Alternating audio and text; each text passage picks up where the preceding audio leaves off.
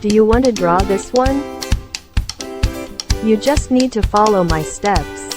Look at the direction and shape of my lines or curves.